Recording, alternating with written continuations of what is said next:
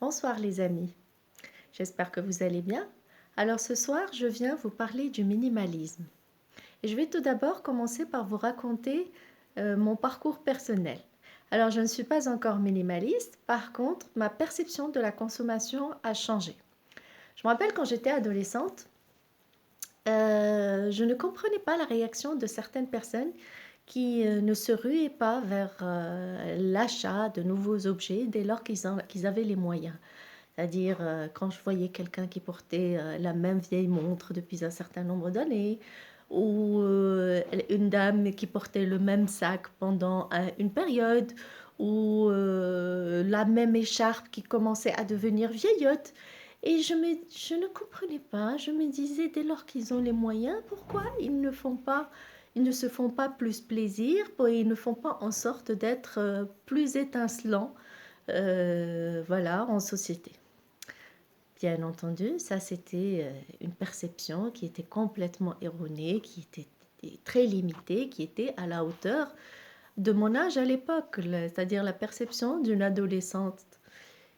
Par la suite, bien entendu, j'ai mûri, j'ai commencé à visualiser les choses différemment, j'ai compris que euh, chacun consommait d'une manière qui était strictement individuelle et que nous n'avions pas le même fonctionnement au niveau de la consommation, qu'on se faisait plaisir différemment. Et donc, j'ai commencé à être beaucoup plus dans l'acceptation de schémas qui sont différents.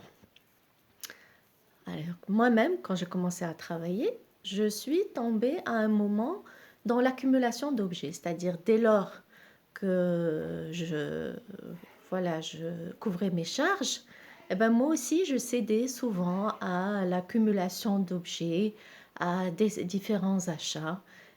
Ça s'entassait dans les placards. Et parfois, on sortait un objet, on se disait, mais pourquoi j'ai acheté tel vêtement? Ou pourquoi ceci? Ou pourquoi cela? Et donc, j'ai décidé de changer les choses. Et donc, j'ai décidé de ne plus acheter qu'au besoin. C'est-à-dire, au lieu de sortir juste pour faire du lèche-vitrine, ou au lieu d'aller juste découvrir ce que les magasins exposent pendant les soldes, j'y allais uniquement en cas de besoin. J'ai besoin d'un pull noir, j'ai besoin d'un pantalon, j'ai besoin de telle paire de chaussures. Et je n'allais pas juste faire du lèche-vitrine parce que j'avais compris que c'était une stratégie qui était beaucoup plus intéressante dans la mesure où on investit son argent uniquement dans des objets dont on a réellement besoin. Et puis surtout, ça nous évite de nous encombrer à l'excès. Malgré cela, malgré tout le tri que je faisais chez moi à la maison, je me débarrassais constamment de choses.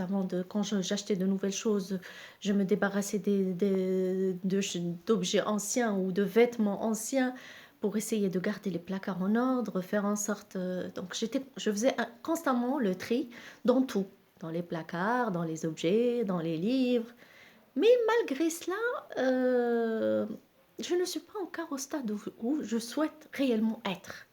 J'ai toujours été, je suis encore en admiration démesurée devant les personnes minimalistes. Alors, les personnes minimalistes sont des personnes qui investissent leur argent uniquement des, dans des objets qui leur servent réellement. Ils n'achètent pas beaucoup de choses. Elles font des choix judicieux au niveau de leurs achats. Il n'y a pas un seul... autant c'est un mode de vie, mais il n'y a pas qu'une seule manière de devenir minimaliste, mais il y a différentes manières de le faire. Ce ne sont pas des personnes qui sont dans la frugalité, mais dans un mode de vie qui est simple. Et bien entendu, nous pouvons tous devenir minimalistes à certains degrés. C'est-à-dire, si nous n'arrivons pas à devenir minimalistes à 100%, au moins nous pouvons nous en inspirer et nous améliorer nos comportements vis-à-vis de la consommation. Et je vais maintenant vous expliquer pourquoi nous avons tous intérêt à le faire. Je vais vous lister les avantages du minimalisme. Je n'y suis pas encore, cependant, c'est un mode de vie qui est rempli d'avantages. D'abord, quand on devient minimaliste, on fait le tri chez soi tout le temps et on se débarrasse de tout ce dont on n'a pas besoin. On peut aussi donner ces objets à d'autres personnes qui en ont plus besoin au lieu de les laisser entasser chez nous à la maison. Première chose. Deuxième chose, donc automatiquement quand on se débarrasse de tous ces objets, on gagne en espace, on a plus d'espace. Et l'espace favorise la concentration, même quand vous travaillez. Essayez de travailler dans une chambre qui est très encombrée et dans une chambre qui est plutôt où il n'y a pas beaucoup de meubles, vous allez voir que votre concentration elle est plus élevée dans une chambre qui est assez sobre, qui est avec un mobilier qui est sobre, où il y a peu d'objets. Et moi, j'ai toujours, ça c'est quelque chose qui m'a toujours fait rêver, ces maisons tout épurées, où il y a peu d'objets, peu de bibelots. D'ailleurs, je n'ai, mais ça c'est mon point de vue personnel, je n'ai jamais compris l'utilité des bibelots.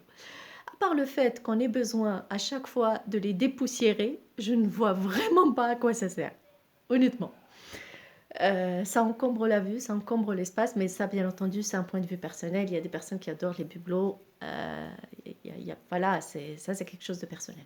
Mais bon, revenons à nos moutons. Donc, devenir minimaliste, ça nous permet de désencombrer l'espace. Ça nous permet d'être beaucoup plus concentrés si on est dans un espace qui est assez, assez vide, où il n'y a pas beaucoup d'objets encombrants.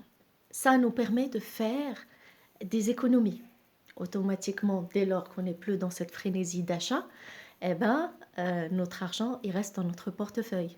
Et quand notre argent reste dans notre portefeuille, on reste beaucoup plus équilibré financièrement. Et cet argent, nous pouvons l'utiliser à d'autres moments pour faire des choses qui réellement vont nous faire plaisir au lieu de faire juste des achats compulsifs ou des achats impulsifs ou des achats voilà, qui ne sont pas justifiés, des achats qui ne répondent pas à des besoins. Il y a aussi un autre avantage du minimalisme, donc jusque-là j'en ai cité trois. J'ai plus d'espace, j'ai plus d'argent, je fais plus d'économies. Tiens, je ne me rappelle plus quel était le deuxième que j'ai cité. Oui, j'aide aussi les autres quand je me débarrasse de certains objets et que je les donne aux autres. Et puis, s'il y a aussi un gain de temps. Pourquoi un gain de temps? Quand vous pensez acheter à quelque chose, vous allez passer un moment sur Internet ou dans les magasins, à comparer les objets, à essayer de trouver le meilleur rapport qualité-prix. Et bien, dès lors que vous êtes un peu débarrassé de tous ces achats, eh ben, automatiquement, vous avez plus de temps.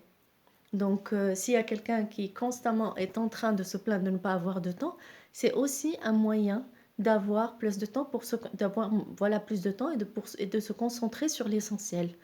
On réaménage son emploi du temps en se débarrassant d'un certain nombre de comportements. On consomme mieux, on consomme peut-être en qualité, mais on consomme mieux et on consomme d'une façon qui est beaucoup plus raisonnable.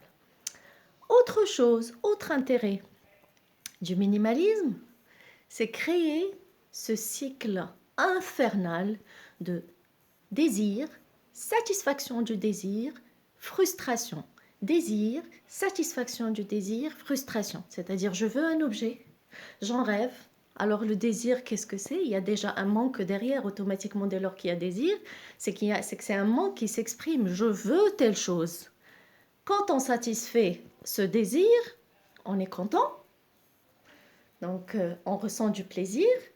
Et juste après, une fois que nous avons la chose entre nos mains, et ça c'est un comportement qui est tout à fait normal, et voilà que quand tous les humains, automatiquement, on tombe dans une sorte de désintérêt par rapport à l'objet convoité. On n'est plus réellement intéressé par cet objet convoité, et hop, on essaye de se trouver encore un nouvel objet qui va devenir source de plaisir, donc désir, et qu'on va chercher à satisfaire, satisfaction du désir, et puis par la suite, nous allons encore retomber. Donc il y aura ce pic, ce moment de bonheur quand on aura l'objet entre les mains, et par la suite, nous allons retomber dans une sorte de frustration dès lors qu'il y a un retour à la normale. Alors ça, c'est un cycle qu'il faut briser parce que c'est un cycle qui est un peu toxique et qui ne permet pas à l'âme de se reposer. Ça ne veut pas dire ne vous faites pas plaisir. Non, bien entendu, tout le monde cherche à se faire plaisir de temps en temps. Tout le monde a des désirs. Mais il y a des personnes qui, au lieu d'être à l'écoute d'elles-mêmes, sont constamment dans ce cycle. C'est-à-dire, elles ne sont contentes que si elles achètent et que si elles ont derrière les moyens pour acheter les objets qu'elles convoitent, ou les voyages qu'elles convoitent, bon,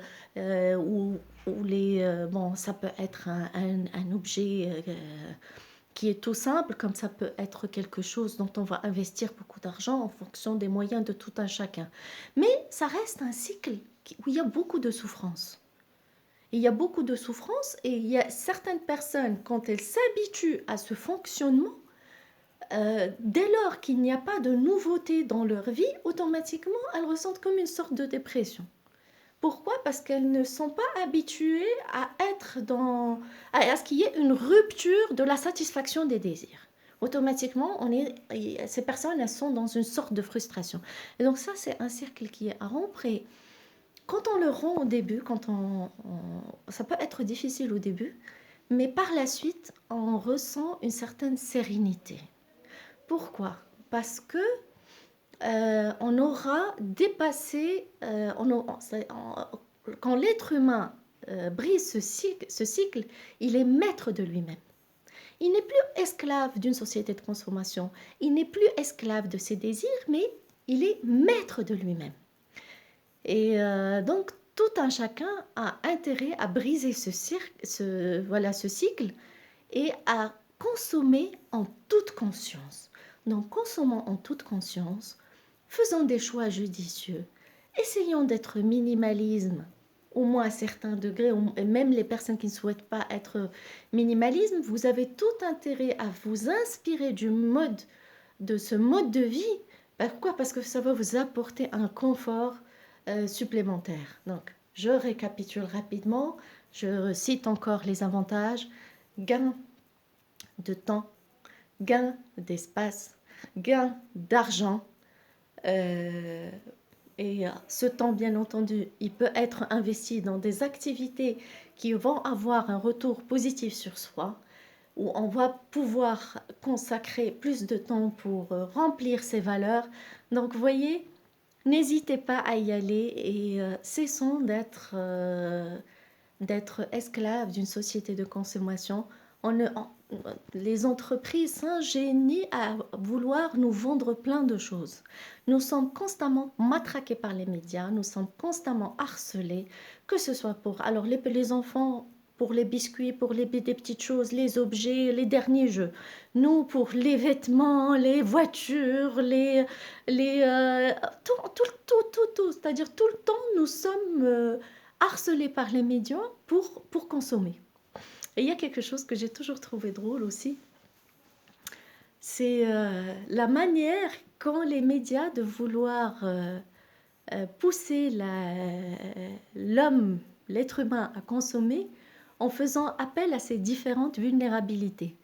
Je n'ai jamais compris pourquoi on expose une femme quasi nue quand on veut vendre une voiture.